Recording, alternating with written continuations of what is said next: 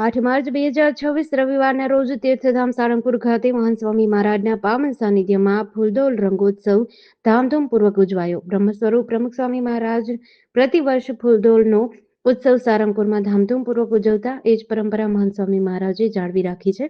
આ ઉત્સવનો લાભ લેવા પધારેલા દેશ વિદેશના 75,000 જેટલા આબાલવૃદ્ધ હરિભક્તો ભાવિકોથી બીએપીએસ સારંગપુર મંદિરનું વિશાળ પરિસર અને બીએપીએસ વિદ્યા મંદિરના વિશાળ પ્રાંગણમાં રચવામાં આવેલ ઉત્સવ સ્થળ ઉભરાઈ ગયું હતું. સભા પ્રવેશ વખતે તમામ હરિભક્તોને પ્રસાદ રૂપે ફૂડ પેકેટ આપવામાં આવ્યા હતા. આ ઉત્સવ માટે 7.5 લાખ ચોરસ ફૂટ જમીન પર વિશાળ સભા મંડપ અને ઉત્સવને અનુરૂપ 125 ફૂટ લાંબો, 40 ફૂટ પહોળો અને 40 ફૂટ ઊંચો ભવ્ય મુખ્ય મંચ બનાવ્યો હતો.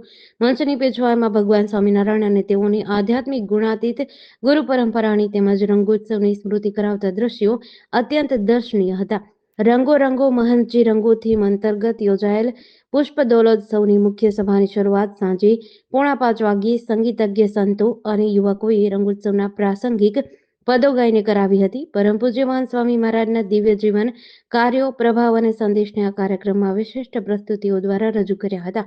સંસ્થાના વરિષ્ઠ સંત વિવેકસાગર સ્વામીએ પુષ્પ દોલોત્સવ ઉત્સવનું મર્મ ઘૂંટાવતા કહ્યું કે સૌએ ભગવાનના રંગે, ભક્તિના રંગે રંગાવાનું છે. સત્પુરુષ પવિત્ર કરે છે, સત્પુરુષ પરમાત્મા સાથે જોડે છે અને સત્પુરુષ પરમ પદ આપે છે. આ 3 થીમ અંતર્ગત સંસ્થાના વિદ્વાન સંતો આત્મતૃપ્ત સ્વામી ભદ્રેશ સ્વામી, આનંદ સ્વરૂપ સ્વામી તેમજ વરિષ્ઠ સંતો ઈશ્વરચરણ સ્વામી, ત્યાગવલ્લભ સ્વામી અને પૂજ્ય કોઠારી સ્વામી દ્વારા હૃદયસ્પર્શી, પ્રેરણાદાયી અને મનનીય પ્રવચનો રજૂ કરવામાં આવ્યા હતા. સંસ્થાના વરિષ્ઠ સંત પૂજ્ય ડોક્ટર સ્વામીએ પ્રાસંગિક ઉદ્બોધન કર્યું હતું.